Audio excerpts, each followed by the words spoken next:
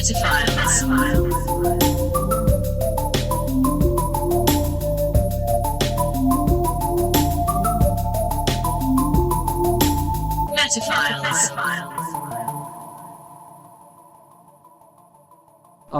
back, and it's the Metaphiles.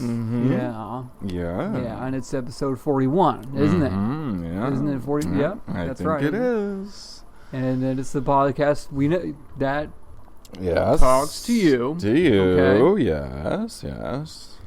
And doesn't we talk about the we. Yes. Okay. We talk about the world, don't we? And then what do we talk about? The why. The why, and we talk about all three of them. That's and right. I attempt to recapture Jeff Goldblum. I'm going to attempt it. It's not going to be as good as it was the last time, but it is better than it used to be. That's going to be an A+ on the Jeff Goldblum. Thank you. Oh, thank you. So that's all good. That's all good stuff we got going so far. Great. Check. Jeff Goldblum in attendance. Yeah, and we're gonna talk about board games.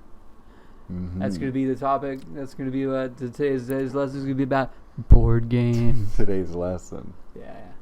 It's like a lesson. Well, I just figured we should change gears into an educational podcast, probably. Okay, let's do it. So let's just get straight to the research. Ooh. And no jokes, please. Oh. A few classical categories of board game include... Excuse me, Zach, is it? Pardon me? Zach? Yes. Zach? I need you to pay attention to the front of the class. Oh, I'm sorry. I will fold my hands neatly. Okay. Now we're going to talk about board games. No, Mr. Ford, I'm bored. Why am I ever going to have to know about board games? Skip detention, go home, and put your head in the oven. Oh. Don't ever go back to any school, not even this one or any other one. Not even this one? You get an F. And I have to put my head in the oven, but the oven does not have to be turned on. And if you don't do it, your report card is going to be really bad. Well, but I'm not allowed to go to school, so... That's right. Was my report card even mad? I don't know, maybe you should... Uh-oh, we got a hippie student. I'm going to go start my own board game that's about riding trains to different towns and just living off the rails. My teaching methods have gone awry. But in a way, you taught me to be myself. Ooh, maybe that's what I was trying to do all along. Were you? Yeah. And in order to teach somebody to do that, I had to do some tough love. Wow. Well, you know what? Put their heads in an oven. I want to thank you. Sure, go ahead. And now I love the lesson. And I am going to go put my head in the oven because you told me to. Thank you, Mr. Ford. You don't have to. No, I want to because you really inspired me.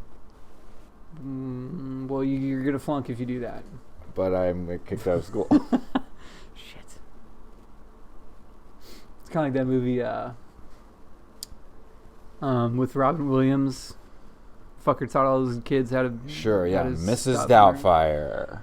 Oh. Poetry is all that matters in life. Go put your head in the oven like Emily Dickinson. I think. We're getting off in the weeds completely here. It's true. We got to get it together. Yeah, that's my bad. We have to pass go, get out of bit jail, collect 300 segment ones. Yeah. Yeah.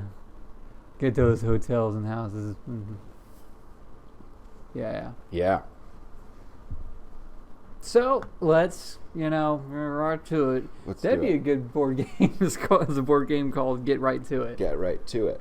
Well, did you have a way to get right to it? Because I do if you don't. I don't, and I want to know how you do. Okay, well, we're going to come back to that in just a second, what you just said. Okay. And it was get right to it. Yes. Those are the words we need to remember. Get right to it. Okay. I have brought 2 games for us to play. These are not the typical games where I hit you with an impossible quiz. These are games that are established by companies such as Milton Bradley. Well, one of them is. The other one is indie. Oh. It's got indie cred. That's cool. Okay. That's fun. But first and foremost, I thought here on Board Games episode, we should play a little Trivial Pursuit, or as we sometimes like to call it, Trivial Pursuit.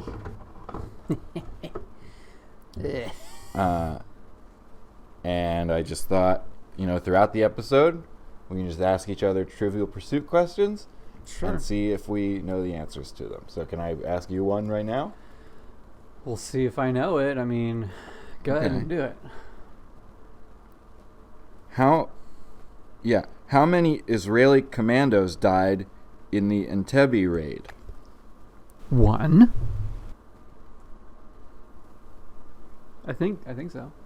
Okay. Yeah. You're right. Oh. Congratulations. Hell yeah. You want to ask me one? Sure. This is fun. Trivial Pursuit is fun. Well, I mean, like sometimes board games maybe are fun. Sometimes they're fun. If you could see a question. Well, what Paris restaurant is at 3 Rue Royal? Maxim's.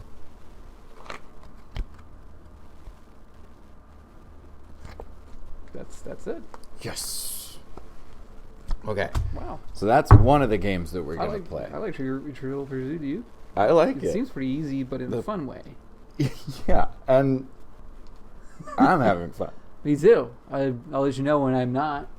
Okay, please let me know the second that you're not having fun. Okay. At any point in this episode. I think it's when our mascot will come to play. This little mouth that's tongue out. Blah. Okay. So when I hear blah, that means you're not having fun. That's the... Feel free to use it as well. This is the mascot's name is Bleh. When I use blah, does it mean that you're not having fun? Yeah. Okay. So I can just instill that upon you if I choose to. So now, the words we were supposed to remember was get right to it, right? Yes. So our second game is an indie game. It is created by me. I didn't have a name for it, but given the nature of the game, I think get right to it might be the perfect name. So I'm going to show you the game board which I created. I'll show it to you. Okay. I'll show it to the camera. For anybody who can't see, it has only 3 squares. You start on the start, and then the second square is you win, and the third square is you lose.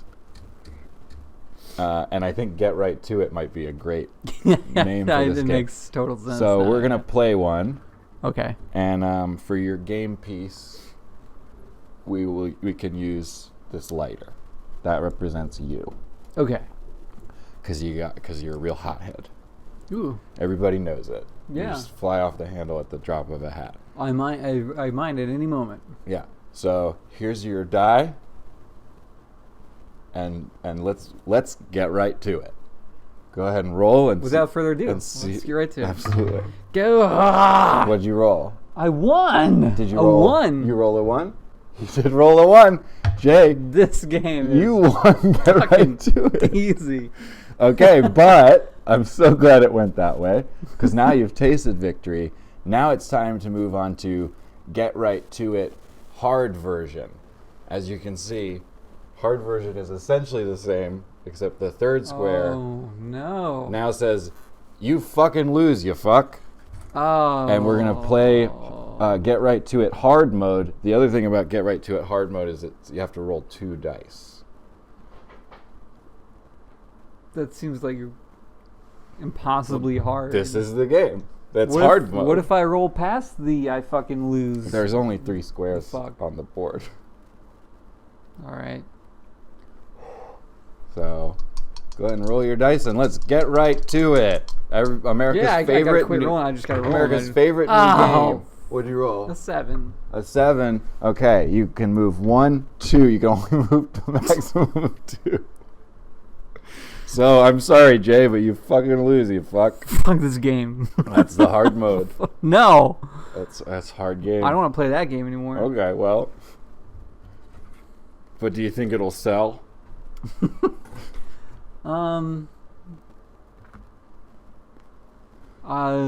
No. Oh.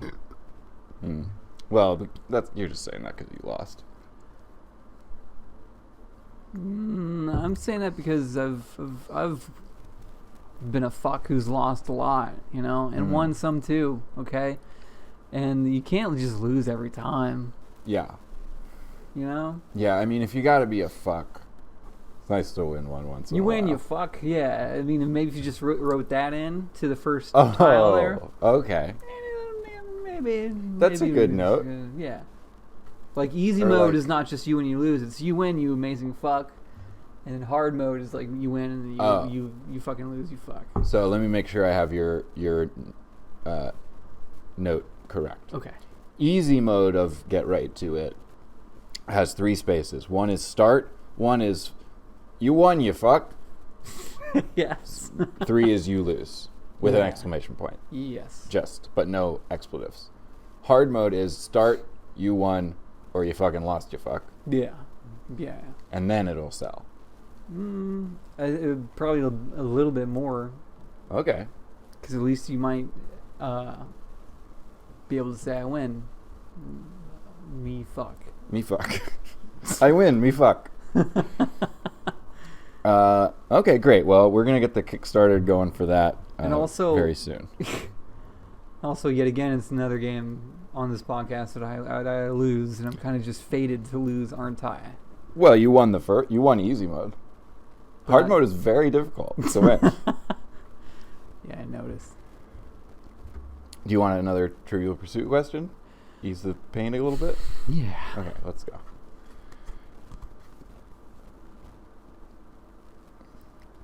Where is the famed Ark of Hadrian? Athens. That's right. See? That feels a lot better.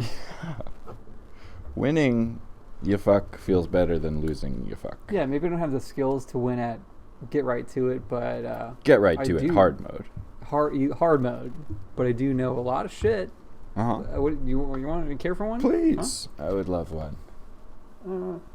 What Gilbert and Sullivan opera is about the Emperor of Japan? The Mikado. Yeah. Shit, man. Does feel good. I mean, I was already riding high off of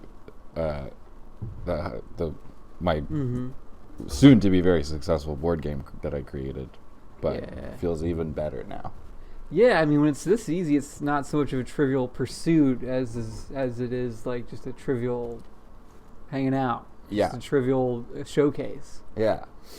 Let's play Trivial Hanging Out Okay. for a minute. So I'll ask you the first question. You give me a category, and I'll ask you any category, and I'll ask you a question in Trivial Hanging Out. Any category. Soggy foods. Okay. Hey man, do you want to eat the cereal after the milk has really gotten in there and made it all soggy? Depends on the type of cereal. Generally, yes. You like it soggy. Yeah, if it's like Golden Grams, I think it's good soggy. Wait. You won Trivial Hanging Out, but I gotta break. Oh, fuck yeah. I gotta break the moment here. You like that? Really, you do, or the you that was No, playing really. the game does? I mean, so okay. This isn't a cereal episode, but like This is what? this isn't a cereal episode. No, it's certainly not.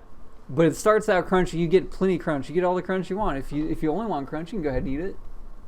You can go ahead and eat it before you get soggy. It's your prerogative. Well, that's like the ticking clock of cereal. This is not a cereal. Well, episode, some people but- like me who are a bit more cultured, been around the world a few times, been around the block.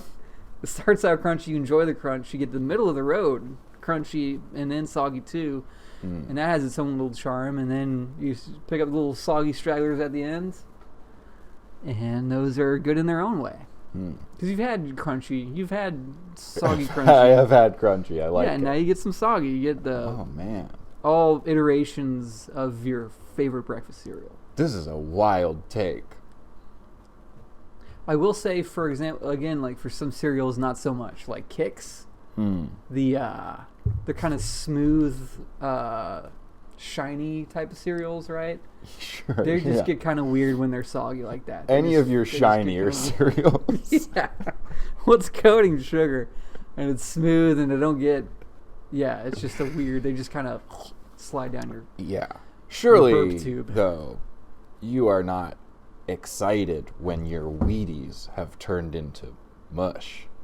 Well, not if it was just a few Wheaties left. I'm like... Sometimes I like mush Wheaties. But if I was like... Just poured a bowl and you called me up and we had some important business to discuss... Bring. Oh, fuck. Okay. Hello, Zach. What is it? Hey, Jay. You have my custom ringtone that I made you put on your phone. It is just as annoying as you thought it was going to be. That is exactly what I hoped. Yeah. I was just making sure that you are eating cereal today. Huge fucking bowl. Just poured it. Great. Getting soggy, too. Just poured it. Yeah, I mean, it's in the milk as we speak, buddy. Please describe the bowl to me. Oh, okay. It's a porcelain bowl, has metaphiles along the side. Yeah. It's black. And that's going to be available in the Metaphile store in no time, right? Uh-huh. Yep. Yeah, that's going to be great. Uh-huh. We should do a commercial about this. Yeah. In the show, and we should just kind of act like it's a spontaneous thing about like eating cereal, which is like somehow about the topic. And, yeah, like, we'll do like soggy and shit like a whole fake phone call thing. Yeah, write that down. I love it. Okay, I'm writing it down right now. Just make sure that you leave a note and what you write down to like what to include in the actual commercial and what not to. So to not have this part in it. Just make sure you write that down. That is probably pretty important. Yeah. Okay. Okay. Well, I'm gonna write that down in just a second. I have to. I'm using the hand phone that I got. Yeah, it sounded like it wasn't your real phone. I could barely hear you. Oh, yeah. Well, the skin is still healing over it, I guess. They said I'm going to have great reception in 4 to 6 weeks if I rest. Well, you got to keep that scab off, too. Exactly. And it is very hard not to let that settle because I'm trying to check my texts. Yeah. Yeah, your finger texts, your hand Okay, texts. well, hey, anybody, buddy, I have a lot of stuff to do right now. Flexed, that's great. I'm going to write that down, too, as soon as I put my hand phone down and find a piece of paper and a pen. Okay. Sounds good. So, okay, I hope you enjoy your cereal. I hope it's not entirely soggy, but thank you. Same. Hey, look, I got a lot to do right now. I got to go. Okay, I got to eat the cereal. Bye. Okay, and I have to say click because... even though phones don't even make that noise anymore, that's what turns the hand phone off is you have to say click. So, click. Okay. God damn it. Soggy cereal. And you don't like it. Blah. What do you think? I don't know what to think anymore. Hey, board games, huh? I was gonna take us through a whole list of board games for Board Games and Us, and we should get down to business. Let's do it, and we're just gonna go through them, and we're gonna say if we owned it, if we've played it, if we like it. But we'll do it very fast. Okay. Okay. Owned it, played it, liked it. Yeah. OPL. OPL. Or Opilidi. Opilidi. Oi. Owned it. O-I. Liked it. Oily-tea. Or, wait. Oily. What is it? O-I-L-I. Oipili. Owned it, played it, liked it. Oipili. Oipili. For if any of these games achieve all three, they are Oipili, which is a high honor. Okay. Glad we got that established. Me too. Okay, here we go. And this is owned it as a child or an adult or as at any age, any from 8 to 80. Okay. Okay. Monopoly. Owned it, played it, liked it. Oipili. Oipili. I can give it oipi. Don't like it. Oh, yeah? Don't get why people do. Hey, what's the matter? You don't like it, Monop? You play the Monop. And I'll give the years of these with each one. So Monopoly was created in 1905. Gotcha. All right. From 1979, Guess Who? The game that teaches children to profile people. Never owned it, never played it, and don't like it because I don't know what the fuck it is. Never fucking heard of it. It's probably problematic now, but that's an oipily from me from childhood for sure. Yeah? Yeah. We can get more into any of these that you'd like at the end of the list. That one sounded a little bit interesting. I bet it did. But yeah, okay. We can come back to it. Pen in it. Rummikub. What? Oh, big old oipily for me. Rummikub is like rummy, but it's tiles on a thing, and you play your tiles instead of cards, essentially. That sounds cool. I like great. rummy. It's very fun. Scrabble. Owned it, played it, swore to never play it again. Actually, at one point. Wow, because you were getting too good. No, because I must have been like 13 or 14. And I just got pissed the fuck off, like real bad about a certain way Scrabble game went. Things went down, just weren't. Yeah. Just weren't. I couldn't ride. Was that shit? You know. And you were not ride or die for Scrabble. No, like some shit went down that I'm just gonna like not bring into this podcast space right now. But it was enough for me to swear off playing Scrabble. Poignantly. I don't even remember what happened, to be perfectly honest. Okay. I can't even tell you. But it's an oath that you maintain to this day. Really mad. Really angry.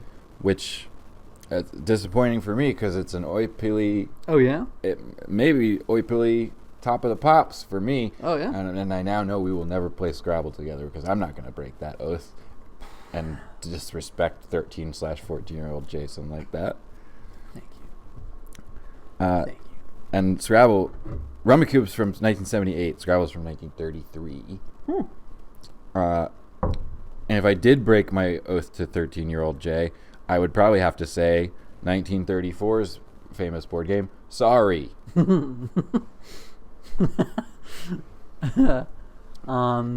don't. That's the one with the pieces that went like this. Well, like if this is one of the pieces, it'd be like this. Oh. It'd be like. Yeah. But then just a little guy. Yeah. Little ball at the top. Yeah. In fact, let's see on the fact tube what the microphone would look like if it was a Sorry piece. Oh my god! Wow, you initiated the fact tube. Yeah, just like that. Just like that. Okay. Easy one. I like the fact tube when it shows us something that is simple. Not 4K Monet. Not as much. I don't even know with Sorry. I don't even know. Like, I probably played it. I don't even know. Same. I'm sure I have played it, but I mean, sorry. Yeah. Sorry. I hope we don't get in 1965's trouble. I only played it, liked it. Okay. That's with you pop the little pop down and the dice. It's the game where you don't have to roll the dice anymore. That's the hardest part of board games. You beat me to the ties. Sorry. You can still do it. No, that's final. Okay. But that's so funny. That's. Oh, this is great. Let's go ahead and play the sound of that, of the trouble dice rolling dome getting rolled. Okay. Yeah, that's good stuff. And so much fun. Yeah. 1981's Trivial Pursuit. Yeah. We're oipalian right now. Yeah, we're oipalian as we speak on the Trivial Pursuit. Oipally in progress. Mm-hmm. 1972's Boggle. Love Boggle. That one I've never played. Oh, Boggle's I can say fun. I've never played one Boggle. Time. Mm-mm. Wow. You might say that's mind-boggling. Oh, shit. Don't know if I owned it, but I've played it and I liked it. It's a peely.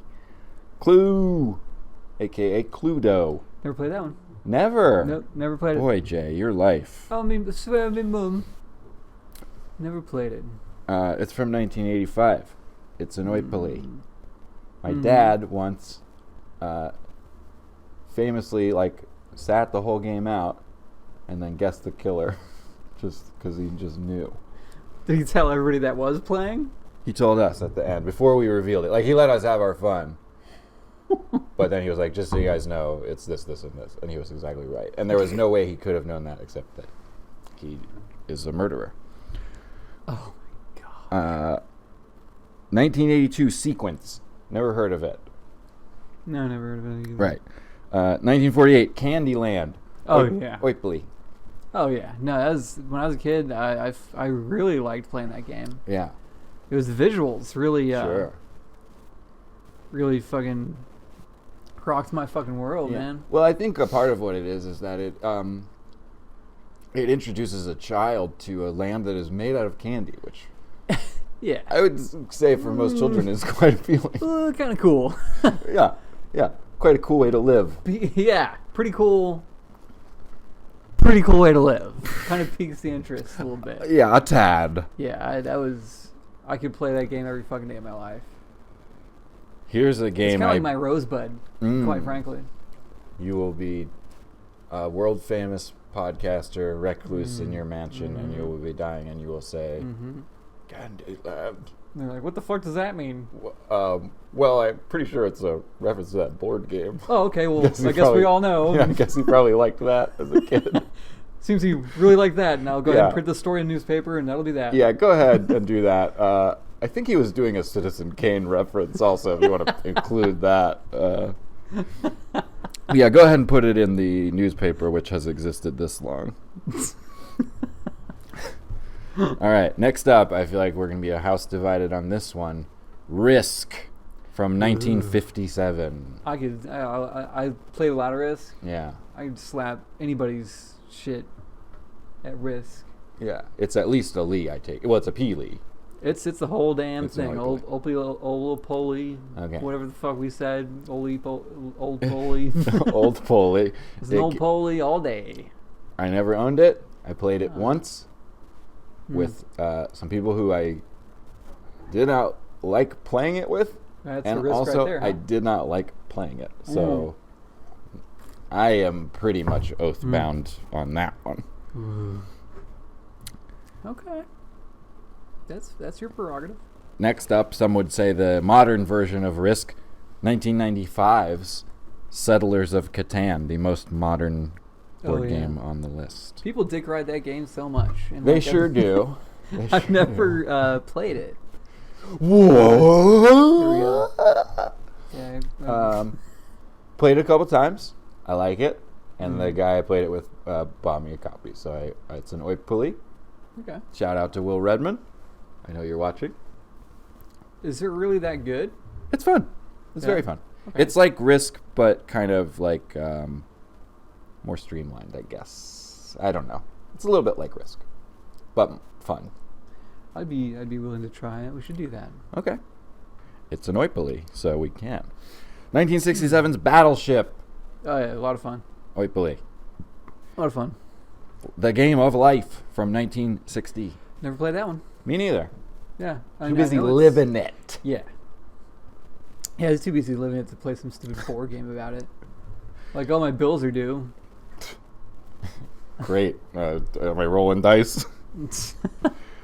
1985, Pictionary. I take a little bit of umbrage with that. It is not a board game. Oh, yeah? That's a parlor game. You don't need a board or any box to do that. Really? You just need a piece of paper. So it's really not a board game. I mean, they packaged it, probably put a board in there, but it's like, I could be playing Pictionary for free in drawing in the sand with my finger. Okay. Don't fucking... I can't. Yeah. Never owned it, but I've played it and I liked it, and I shouldn't have owned it. It's a soy pulley. Okay. Soy pulley. Okay. All right. Other 1995 game, Wit's End. Never heard of it. No, me neither. 1974, Connect 4. Sure. Yeah, but then was a good. Yeah. Soy pulley. Aggravation from 1960. I don't know. Aggravation. Yeah, good name. People will buy this game. 1966, Twister. Oh, that was in 1966 that came out. Yeah, when people first discovered sexual innuendo. It is. It was that year. It is. Well, it is kind of like the 60s in 2 dimensions, right? Yes. Just colored dots on a fucking board. Yeah, colored dots in 2 dimension. Also, that, what? Boots are going to be on. Go-go boots. Yeah. Of course. Of course. Also not really a board game, right? Mm.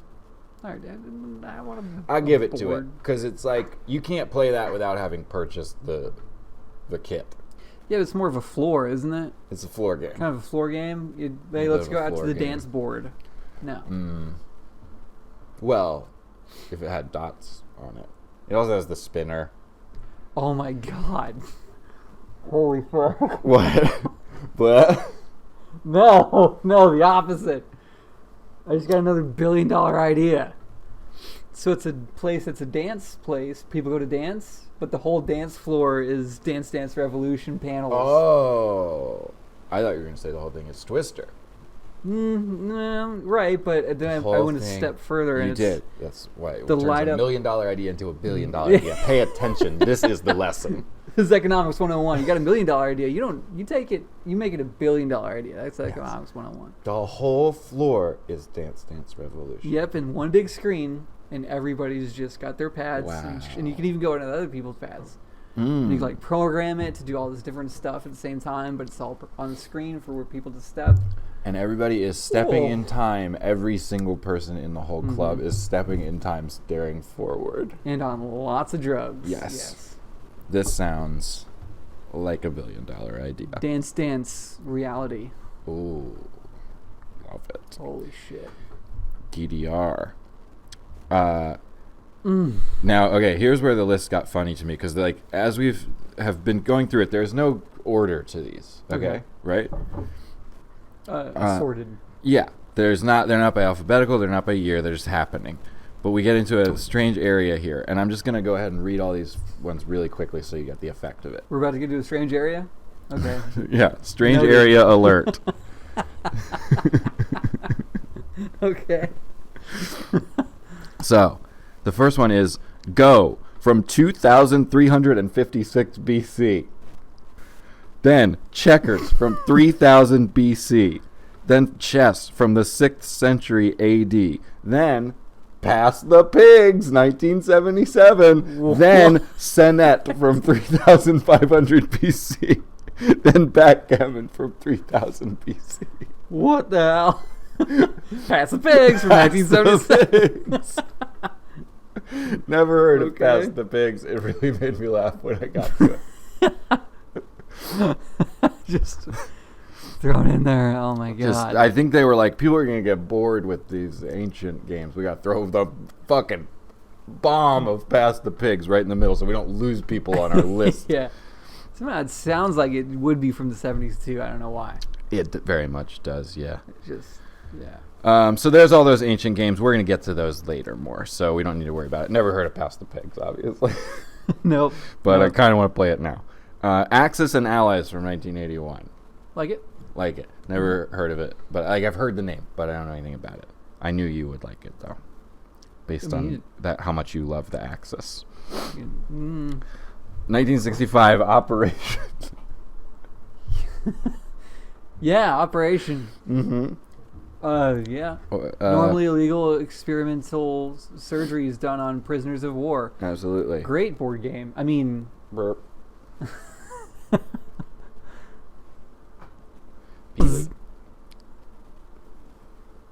I never actually owned that one, but Same. But I did play it and I did like it. Yeah, Peely. It's like, I feel like one person in town owns Operation. Everybody else just goes there. You know, all. Yeah, let's go over to, let's have an Operation night. Let's go over to Michael's. Yeah. Play some Operation. Hey, Michael, we're ready to play Operation. Oh, it's my 5th game today. I'm trying to sleep. I never should have bought this game. I should have waited and let Hank do it. That's from 1965. 1988's Scattergories. Scattergories is fun. Mm-hmm. Yep. And 1963, probably the ultimate one that could only be a board game. Mousetrap. I ain't never played that. It's a whole 3-dimensional experience. Oh, yeah? You build a Rube Goldberg machine that catches a rat if you win. Oi, bully.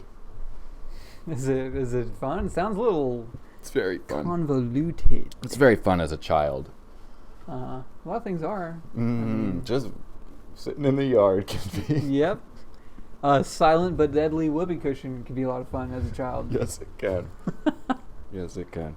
There's no air in it. Laugh your head off. Silent but deadly. Silent but deadly whoopee cushion. Mm-hmm. Some things can be fun as a child and as an adult, and as even if you're fucking dead. Yeah. Possibly. What's a thing that's like that? Leia Players, welcome to it.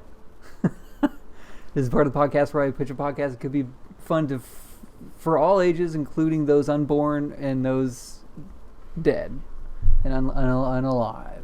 Potentially.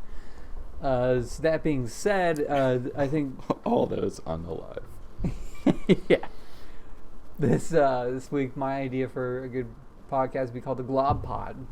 Glob Pod. And it's about this weird glob that I have in the inside of my wrist, and I don't know what it is. Whoa. I just want to get a good view of this. Of what that might look like to you. I don't know. I don't know.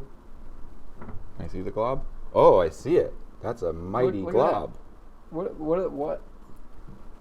I don't know what it is. It doesn't seem like a bad thing because it's like been there all my life. Oh, your whole life. I thought always this been had there. just happened. It didn't just pop out. No, I was very worried for a minute. No, I think everybody probably was like, no, oh no. I'm sorry. This is lifelong This is glob. part of the podcast where I reveal I have wrist cancer. Potentially. If Potentially. there's any doctors or anybody that knows a doctor watching, please Leave it in the comments. Please fucking leave a comment. Leave my diagnosis.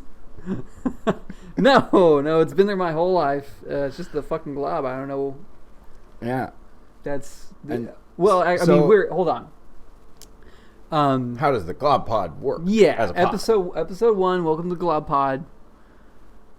This is episode 1, but we just saw the glob, so you know what we're talking about. So episode 1 is gonna be about what is it? That's gonna be what we're tackling today. Is this glob on my wrist? What the fuck is it? Thoughts, concerns, Zach.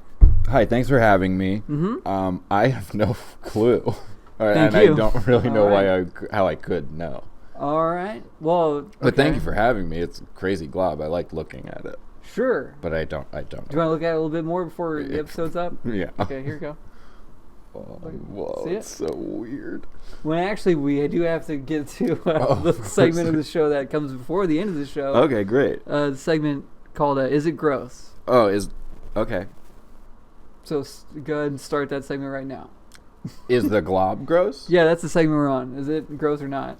I've known you for a long time, never noticed it before. Okay. Now that you pointed it out to me, Mm-hmm. I'm no, it's like, well, not to me, it's just kind of interesting and weird. No? Okay, It's but like not how gross. it's like I have the double jointed thumb or something, kind of. You do? Yeah. Start your own podcast. Oh, sorry. Hey, welcome to Double Joint Pod. What? No. No. That's been all this week. Okay, for no, I don't think it's Pod. gross. I'm probably We're gonna done. forget It's all not about it. gross. And that's the end of the segment. And Okay, it's welcome on to the Double- recorded on YouTube. It's been recorded. It's not gross. It's on my wrist, and I don't have cancer. Thank you for watching. Come back next week for episode 2. Okay, welcome to Double Joint Pod. My thumb is double jointed. Look. Do you like that? Whoa. Do you like it? Yeah, thank you for having me on this podcast. Cool, you're so welcome. I can see that. Thanks for joining us on Double Joint Pod. That's all it. That's it. That's it.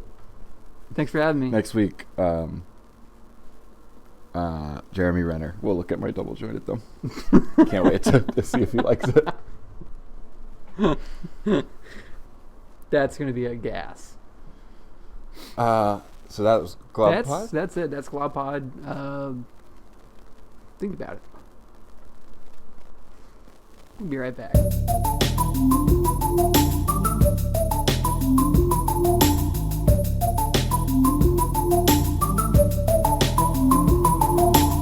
Welcome back. Yeah. Segment 2. Hell yeah. Yeah. Yeah. Board games. Yeah. The world. Mm-hmm. board games in the world. Righteous.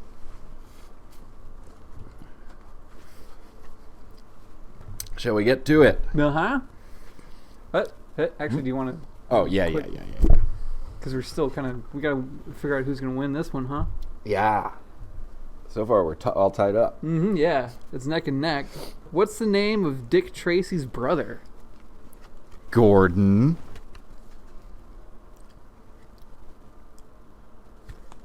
Yeah. Yeah, knew it.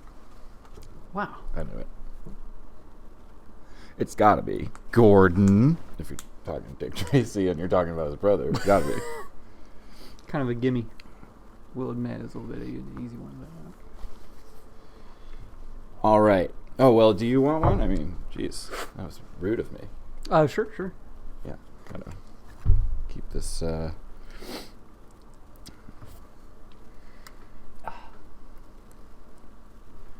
How much did Lucy Van Pelt originally charge for psychiatric sessions? Lucy Van Pelt. Mm-hmm. For originally. 5 cents. Right. Yeah. Originally. None of that later shit. When she first started. Right. Lucy Van Pelt. Yeah. So, Jay, the oldest known board game, we mentioned it earlier, it is Senet. It was created in Egypt in 3500 BC. It is the oldest known board game. They found parts of boards, and through various texts, they found parts of rules. They were texting each other? Yeah. And I'm sure they were probably also sexting each other. Ooh. Yeah. However, the official rules of Senet have been lost to time. People still play it, but they have no idea if they're playing it right. So they just kind of bullshit their way through it? Mm-hmm. They just roll dice and say, Senet, I got Senet. That's bullshit. Like, what? Like, what if we did that with fucking Trivial Pursuit or some shit like that? What would be the point of even doing it? If we just bullshitted our way through it. It's like you're not even playing. It's not even. There's no point to even playing the fucking game. Stupid. Weird. Weird. Some of the other oldest games and just games from around the world, we'll just kind of go through at random here for a minute. Backgammon was created in Mesopotamia 5,000 years ago. Probably the oldest known game that we actually know the fucking rules to and play it right. It'd be cool if you had a dog, you name it Gammon. Get back, Gammon. Yeah. Or if you had a dog and you said, and his name, and you said, come here, Monopoly. Boy, that would be great. Monopoly, stay. That'd be another fun name for a dog. Monopoly. Go to jail, Monopoly. Oh, and jail is his bed. And he goes into his bed. And you can paint him silver like the little dog piece. Yeah, little dog treats that are like dollars.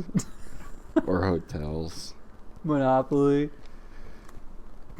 And if you are out there and you think of a fun name for a dog, leave it in the comments. Leave it in the comments. Or just enjoy it for yourself, too, is fine. Give yourself a little chuckle. Yeah. In Homer's The Iliad from the 8th century BC, he mentions an ancient Greek board game named Pateia. So the ancient Greeks had one going on. In Ireland, they played a game called Fidchell, etc. You just make potatoes float in scotch. Or in whiskey. Yeah. That's and if it floats, you win. And you win a potato and a whiskey. Love you, Ireland. I am of you. Let's have a quick photo of what that game might look like on the fact tube. Oh, so yeah, okay. Of just what the game board, or the photo of the game board. There you go. Yeah, that's nice. So, board games being played around the world. All cultures have board games, and they're playing it throughout all time. Until in 1710 and again in 1840, the card and dice games are considered to be gambling. Here we fucking go. They are considered to be gambling and to be bad for you. King Henry the 22nd lost fucking Scrabble, and he was like, "From now on, we will outlaw board games." I make an oath. Never to be broken.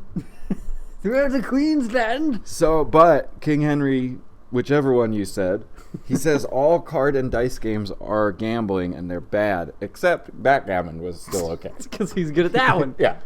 Yeah. You like that one. Who wants to play backgammon? Oh, okay, and let's go on that. I have another phone note. Oh. So those are he didn't like any of the games except backgammon. I also found a list. I just love that we always reach this segment of the episode where a British king outlaws something for no fucking reason. Yeah. Bowling, shoes. Dick shoes, yeah. All right. So that's what he didn't like.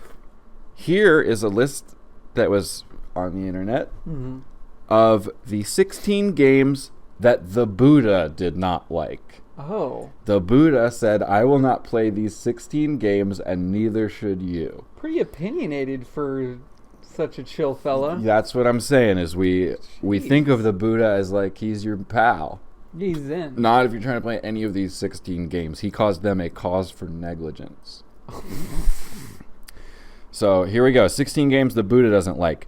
Games on boards with 8 or 10 rows. What the hell? 2, those same games played on imaginary boards. That is still not okay if it's 8 or 10. Number 3, games of marking diagrams on the floor that players can only walk on certain places. He described them as... Oh, no, never mind. Such as like hopscotch he didn't like. Don't play hopscotch. Buddha doesn't like it. Number 4, games where players remove pieces from a pile or add pieces to it, such as pickup sticks or Jenga. Buddha does not like those. This all seems incredibly arbitrary. It does. Mr. Buddha. It's making Buddha seem not so much fun. He doesn't like any games that you throw dice. He would not play Get Right To It.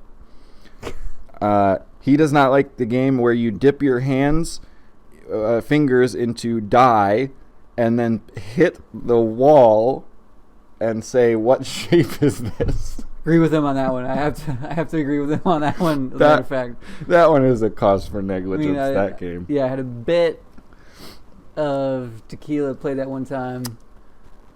Yeah, and it. Well, it's always just it's something that's always going to be on my record. Mm-hmm. So I agree with Buddha on there. And number 7 games Buddha doesn't like, ball games. Any of them.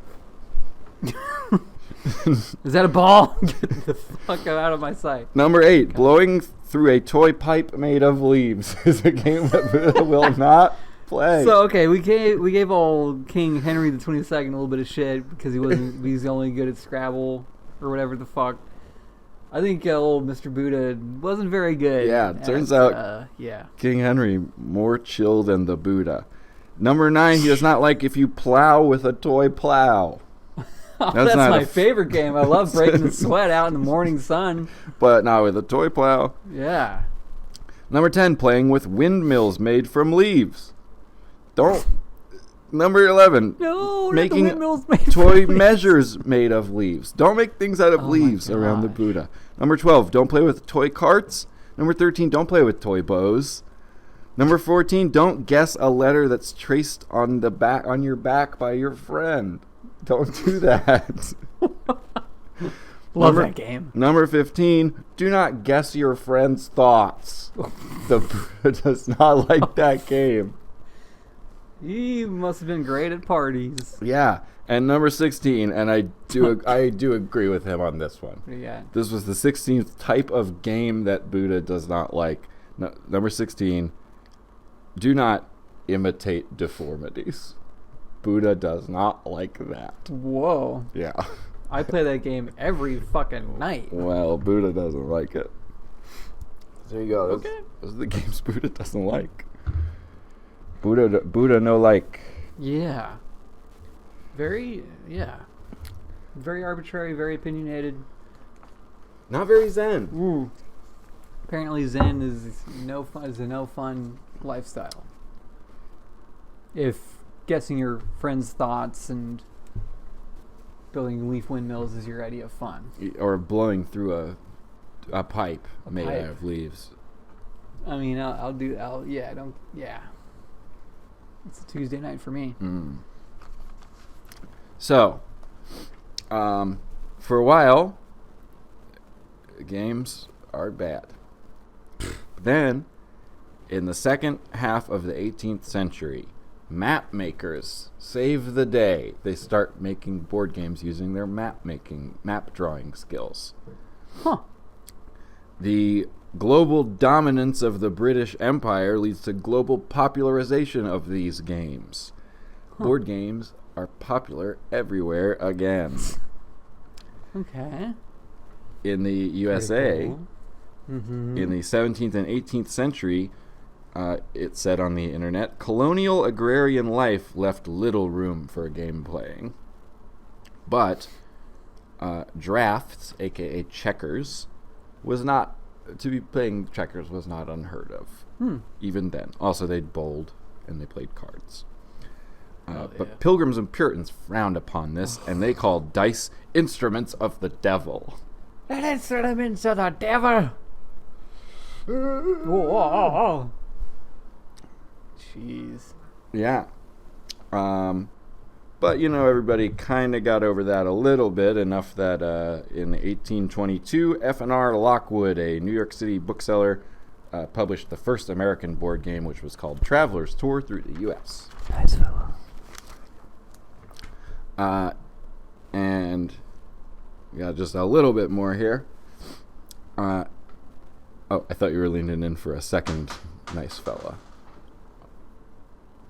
It's not coin time. In the 19th century, the shift from agrarian to urban living led to an upsurge in board game popularity in the United States. However, at this time, it said on the internet, it's like, let's move to the city and play board games. Enough I'm of this sick of farming. This farm shit. Let's move and play with dice. So board games were more popular, but it said on the internet, under mother's supervision, it said.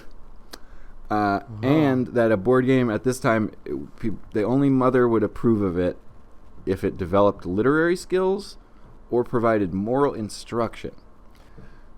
So early U.S. board games were heavily based in Christian morality.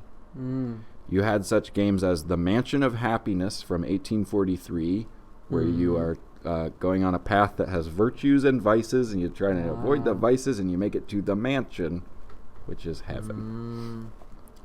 They also had The Game of the Pope and the Pagan, The Siege of the Stronghold of Satan by the Christian Army, later renamed to Candyland.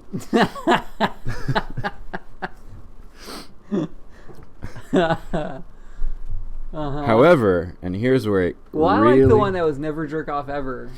That was a fun board game. Yeah. I wasn't too good at it. I lost, yeah. Just pull the board apart. Just kind of... Yeah, I made an oath on that one. Yeah. To jerk off a lot. Oh. Yeah, I agree. However, by the mid-century 19, the country embraced materialism and capitalism. Oh, no. Yes, they did. And the checkered game of life was the first game in 1860 to focus on daily life versus eternal life in the United States. See, there you go. You got points not by fighting Satan, but by going to college. Yeah, see, that's, yeah. Yeah. And it sold 40,000 copies in its first year. And it's all been downhill from there. That's right. That's why we have y'all can tell. Kids with green hair. Yeah. It's the dismal tide. This kind of leads to a series of games start coming out towards the end of the 1800s that heavily promote capitalism. You win by being a great capitalist. Well, that's when Jerk Off All the Time came out. Yes. That board game. Yep. Yeah. Yeah. which that sold. Like. Yeah. Anyways. Yep. Yeah. This reached its peak. Let's see what that. Okay, sorry. This reached its peak in the year 1904 with the release of the ultimate capitalist game, Monopoly. To this day, the most commercially successful board game in United States history. It really goes hard. Honestly, I'm a big Monopoly fan. I think it slaps. I have never played it since I was a kid. I would try it. I would try it again. I have not made an oath. I think it'd be fun to get a couple of our close friends, have a little Monopoly night. I think it might be a little, I don't know, maybe, hey. Let's try it out.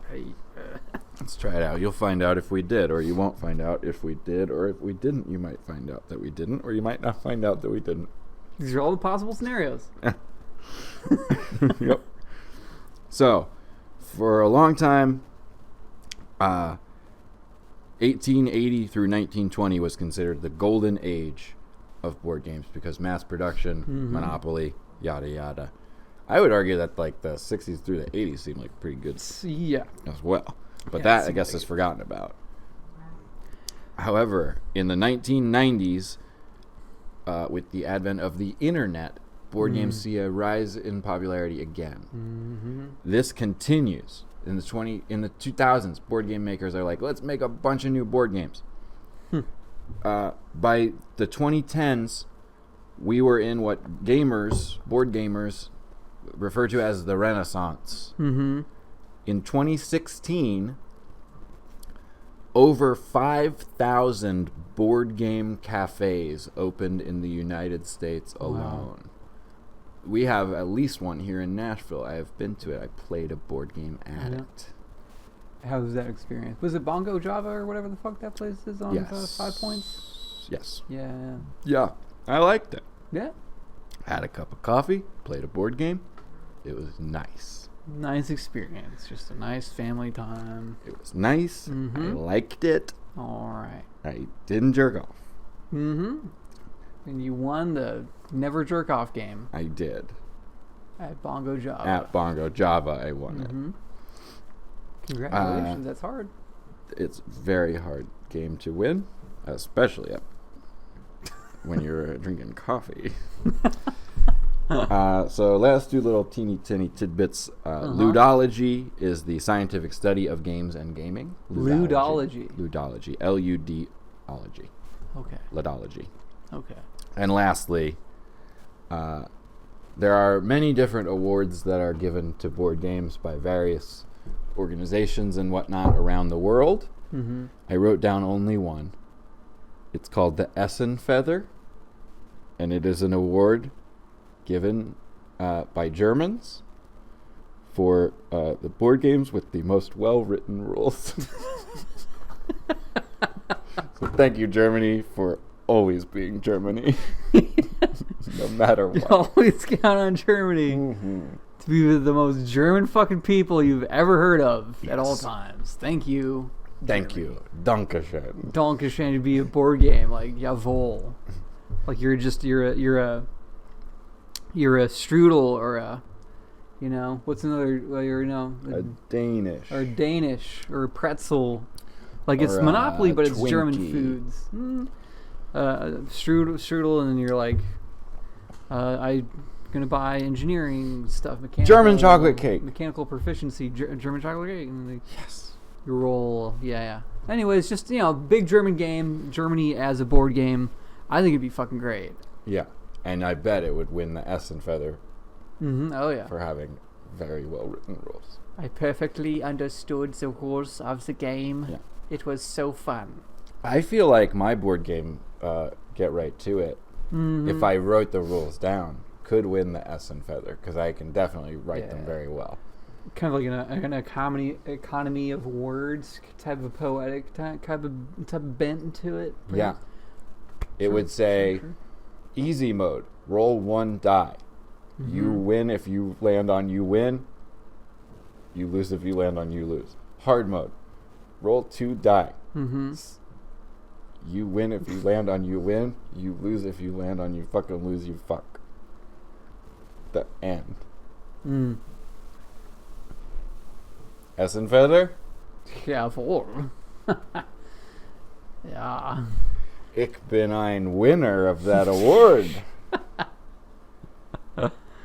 Yeah. Yeah. It's another board game from Germany, the Berlin Wall.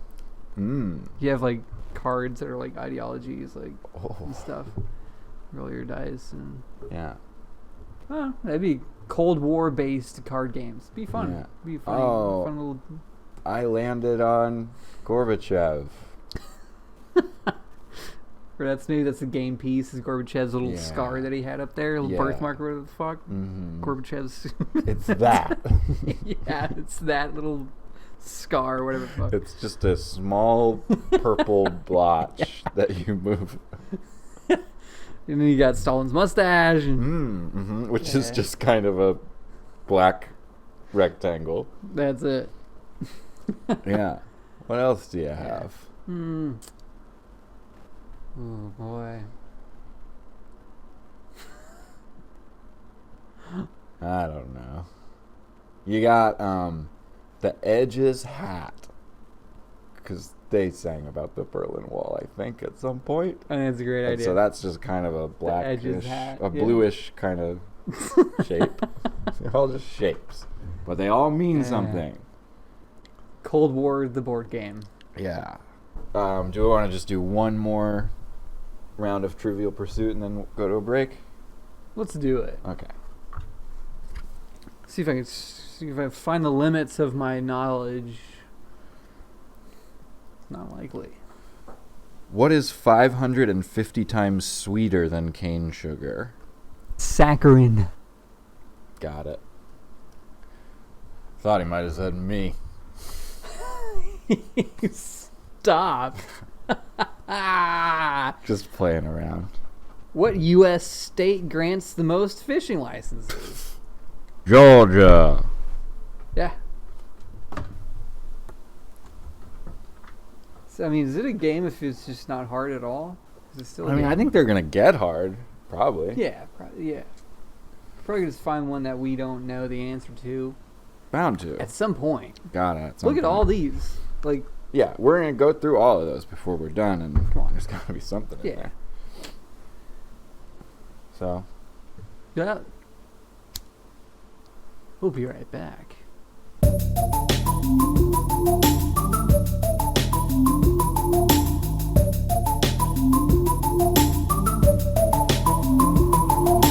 Segment 3. Why? Why? Board games. Board games, why? Why? Board games. Yeah. Yeah.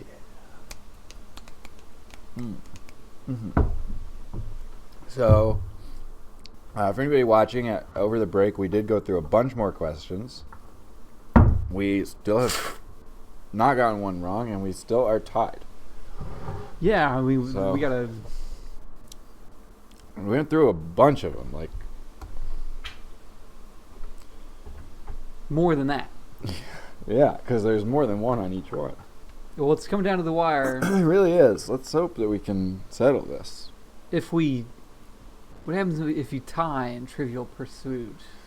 You are both smart, and nobody is ever allowed to dispute it. Huh. I think, shit, it'd be pretty cool. Yeah. I mean, I'd almost do well, but if I win, I'm only smart. Nobody's able to dispute it. Not even me. That's right. So, but if we both win, I want to tie then, because I want us both to thrive. To not only survive, but also thrive. Thank you. And Sure, that's man. what I want to. And I would have said it even if you hadn't said it. I know. Okay. Let's see what kind of shit we both know. Let's see. Well, all right, but how many feet are there in a fathom? 2. No. 6. Yeah. Yep. So now, as is fair. Mm-hmm. Let's continue to pursue this trivia.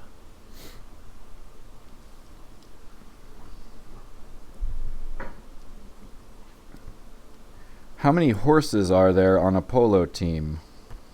Bet I'm going to get him with this one. So it's not water polo. No. Okay. Well then. And it's also not seahorses.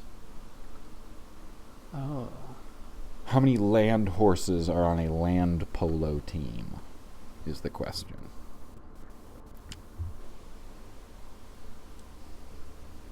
Four. Got it. He got it. Perfect. Yes. Hey. Why with these board games? Why? Well, you know. Well, what else are you gonna play a game on? I guess a motherboard, like on a computer. Yeah. Not technically a board game.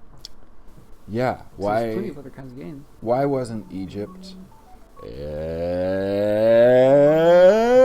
coin time! Coin time! Coin time! Coin time! Coin time! Coin time! Affluence! That's been coin time. Why board games? Oh, because what else are you going to play them on other than a motherboard? Which they didn't have those in ancient Egypt. That we know of. They had like sandboards, like pyramid boards. Mummy boards. Yeah. Instead of motherboards. Because mummy sounds sort of like mommy, which is like a mother. Great joke. Pretty good. Yeah. Well, I mean, where I'm going here. Yeah. Next question here for me. Next question across the board here that I'm getting to. I'm feeling ready. Coming down the pike here. I'm lined up. If you're up to bat, there's so many other types of games to play. Why would you choose to, out of all the world of games to play, why would you choose a board game instead of any other kind of game?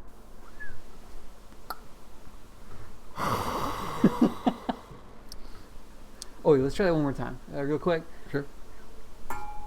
There it is. Whoa. And it's funny because I just was about to ask something about the Rustful, but I am gonna. Ooh, strange. I am gonna make true to my crack of the bat there. It is because, let's say I came over to your house, me and 2 other people, and now there's 4 of us here. And I brought a deck of cards, or you at your house have a deck of cards, or one of my 2 friends has a deck of cards. Somebody has a deck of cards. It's the important thing. Okay. All right? And somebody with the deck of cards says, I know a game that is with cards. Yeah. But then the other people say, I don't know how to play that game. Okay. That has happened before with me. Yeah. It's happened in every home in the world. And now the night is ruined. Yeah, end of the night. Everybody just goes home. Catastrophic. Yeah. Everybody goes straight back home. Oh. But if I bring a board game, or you have one, or either of my 2 friends have one, guess what's in that board game? The rules. The rules. Hopefully well written. Hopefully, if you want to have a good time. Time to play this board game and how to have a good time. Okay. You know what? Before we even play, maybe instead of playing, let's read the rules. The rules. This is what is fun for me. But so that's what it is. A board game. It's a preset thing. If I got my deck of cards, let's say we do both know the rules. But you know the rules, and I know the rules, and you know the rules to 2 games, and I know the rules to 2 games, or one of my 2 friends does. Now it's like, well, which game are we going to play, and for how long? Yeah. Ugh. Board game, it's like we're playing Trouble. Sorry. And that's what we're playing. And these are the rules, and this is how long it takes. Everybody's having fun. We're playing Trouble or Sorry? We're playing Trouble. Yeah. Sorry. So it's like a, it's like life is is a Super Nintendo console, and a board game is just a cartridge. You run into the top, Beautifully right to said. our brains, Yes. and then you just play that. It is a Loads it into life, real life, IRL. yes, The not controller virtual is your reality. hands, your God-given faculties is your only controller. And your hands are not holding a controller; they are holding dice. Mm-hmm. Yep. And you are not looking at a screen. Mm-hmm. You are looking at a piece of cardboard. Yeah. And it has colors and numbers on it. So it's like a computer game IRL. Yes. That's why board game. Whiteboard games, computer game in real life. That's why. Yeah. And to go back to what you were saying with it's like a Nintendo. Right. Mm-hmm. You and I would never, even if the topic is one-day card games, except if the topic is one-day card games, then we will do this. But this is the only way it would happen. I'm never going to say to you, like, hey, remember Rummy? I'm never going to say that. No. That's not fun. But I could say to you, or to anybody, any old where, hey, remember Mousetrap? And we're all going to go, yes, it's a shared experience we had. Yeah, you're right. Like Nintendo. I could say, hey, remember Space Invaders? And you could say, I'm too young for that. And I would say, me too. But I know what it is. Okay. Yeah. Board games. They bring us together as people. I mean, that's about it. Yeah. Is that not enough? Is that how about a Metaphiles board game? That would be great. Whoa. There you go. Okay, we got the rest of the segment happening now. Metaphiles board game. Let's talk about it. Yeah. Are you playing as one of us? Or are we like the big heads at the end of it that eat you if you don't play well? Oh, shit. It's a board game, and the end of the board game is our two big heads, and we have chomping mouths. And the whole board game is you getting eaten by one of us, but whoever gets eaten first loses. Well. Alternate pitch. Well, because there'd be different objectives. Well, go ahead. What do you got?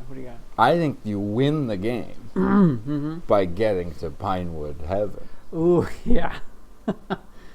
That is true. You lose the game by going into the trap drawer. Yeah. I think if either of our heads eats you, maybe you like go to King BB and you get like put somewhere else on the board or something. No. Okay. Possibly. We're gonna keep working shopping this. Sure. Working shopping it. We're gonna work and shop it. Like community chess for Monopoly. It'd be lay plays. It'd be a different card would be a different topic, and you would have to say a punchline before moving your piece over into the next direction. You got to go towards Pinewood Lane. Yeah. Maybe something like that. What would the pieces be? The pieces would be That'd be a tough one. Cigarettes of different colors. Yeah. Yes, they would be. Maybe some props. Yeah. Some of the classic props. Blag. Yeah. Cigarettes would be the unit of currency. Yes. Yes. That would be points or whatever. Yeah. I landed on the Rust Pole square. Move ahead 3 spaces. I got a Rust Pole ding. Move ahead. Good shit. Yeah. Or you draw a fact tube card. You got to act out whatever is on the fact tube card. You had to do a little dance or something. Yeah. Or be a Lord of the Rings character making out with another Lord of the Rings character in 4K Monet on MS Paint. Yeah. Yeah. Oh, this is a fun game. Or there's like Trivial Pursuit cards, but they're research segments cards. They're trivia from the show. They're how big was the... Or no, it's not how big... How many children can fit in a Walmart Supercenter? Yeah. Or like, not necessarily how big was the biggest salad, but what was the name of Jay's character from the scene where they found out why it was the biggest salad. And if you know, Stavros. his name, of course, was Stavros, then you win that card. Oh, man. This is a good game. Metaphiles, the board game. Somebody out there, I'm busy with the board game I'm already working on. Somebody else out there, get to it. The board game that talks to you. Yeah.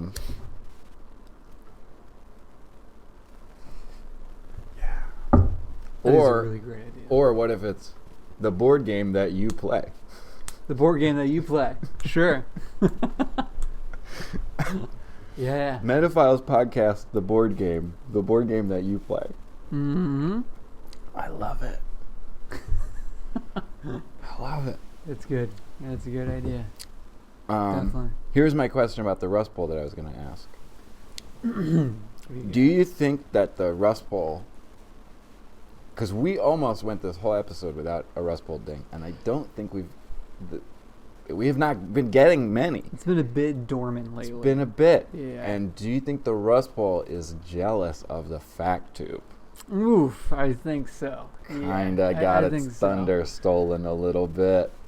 Yeah, and I think, and so also the Rust Bowl is like a positive presence on this show, no matter what. Absolutely. Rust Bowl makes an appearance. You know things are going great. Absolutely. You know? The Rust Bowl is like the giving tree. Do you know that story? Actually, no. Oh. The Giving Tree is a book about how this little boy knows that where this tree is. Gives him shit. And it gives him stuff as a little boy. It gives him an apple.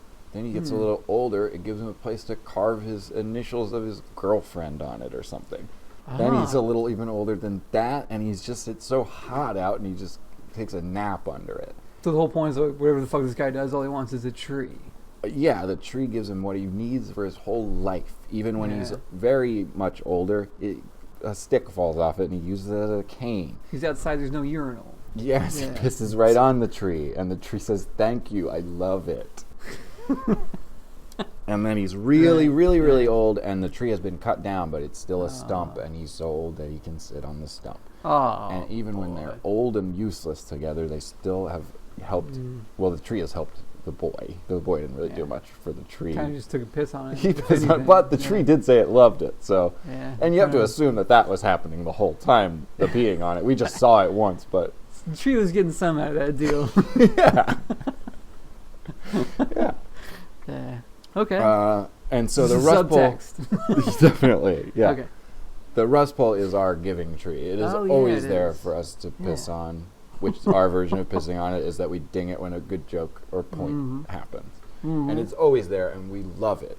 Yeah. But the Fact Tube is more versatile. That's all. More versatile. Yeah. It seems to always know. I mean, it always knows. It's never gotten anything wrong.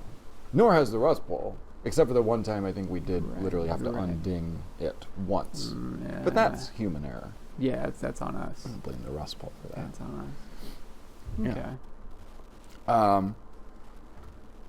So we of course have done board games of the past and the present. Do we want to do board games of the future real quick? Ooh. Whoa. Will they exist? Are they going to keep going? They're experiencing their absolute peak renaissance moment right now, better than the fucking 1880s. I don't care. Yeah, your piece matches, or it surpasses the 11th dimension, and you earn 300 Grignacks. Absolutely. And then you get a blurb replacement, so that you can see through emotions, and program that into your OnlyFans. Yeah. Win the game. And you win the game. That's going to be the future. Should we go? Should we do the things we do? Yeah. Okay. Yeah. Let's go ahead and do Pinewood first, because it's pretty obvious again. I love board games. I love board games. It's a lot of fun. Love them. Connect with people. You spend time with people. You don't need power even. You can do it with a goddamn candle. You could play a board game. Can't say much about that in this day and age. Shit.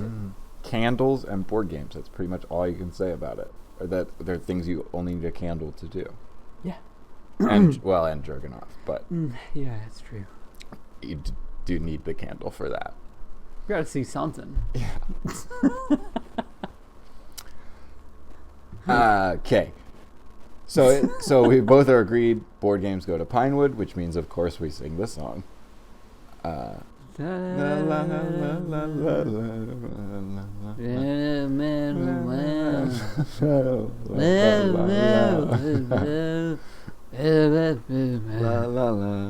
So congratulations, board games.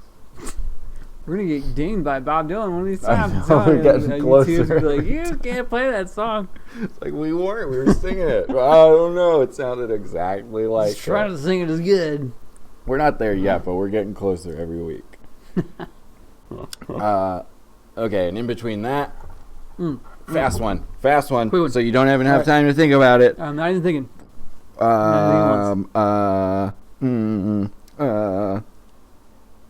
What detective lives on Punch Bowl Hill and has 11 children? Charlie Chan. Yes, Boom. that's correct.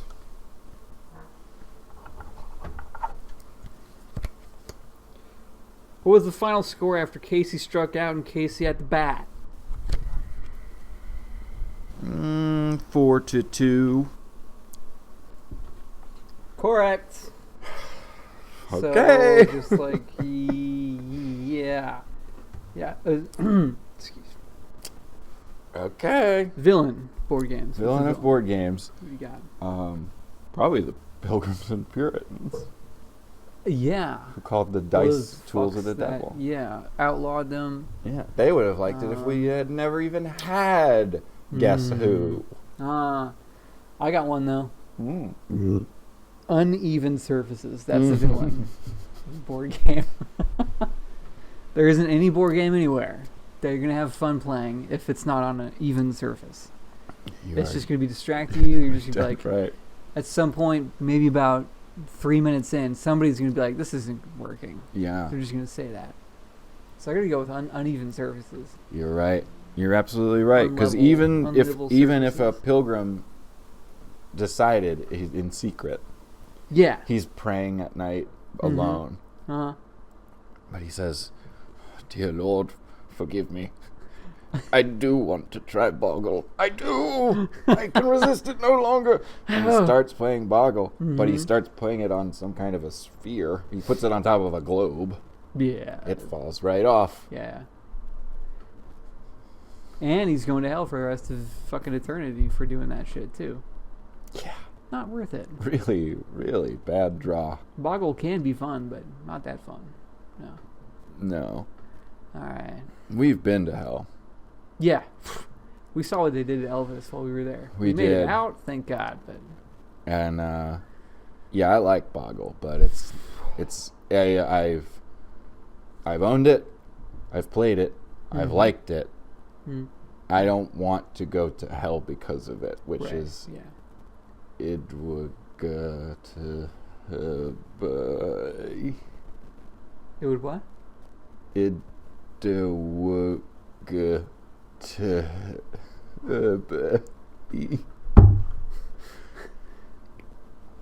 I'm trying to do the acronym.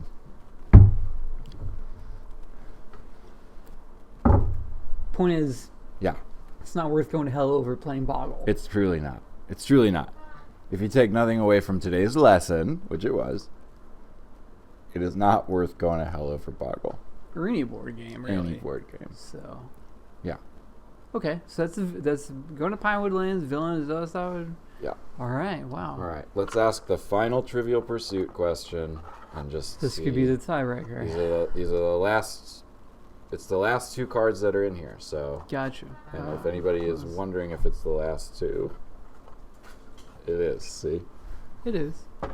So, here's this one for you. This one for me. And let's ask them at the same time and answer them at the same time. Okay.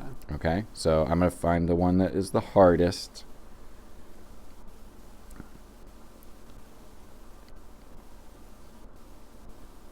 Okay. I'm ready. Okay. What was the hymn first did major John US city Steinbeck to get his present title The Grapes of highlight? Wrath from? Okay? And now we will read them at the same time. The Battle Hymn Miami. of the Republic. You were right. You were right. Did we just tie? We're both at the same time the smartest people. Whoa! And we knew it. We didn't really have to tie. But, yeah, but just to be, as per the rules of Trivial Pursuit, it is now indisputable. Mm-hmm. We real smart. It's part of the sign up that I say. It's part of the sign up that I say.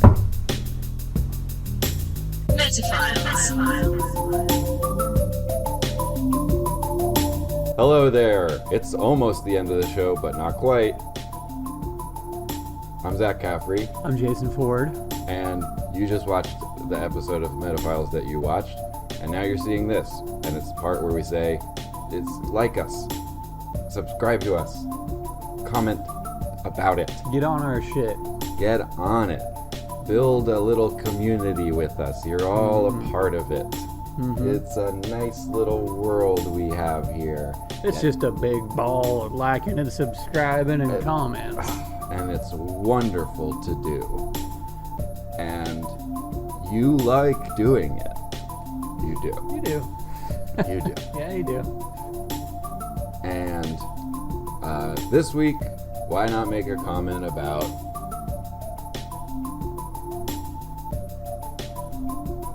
bye. Bye-bye. Metaphiles.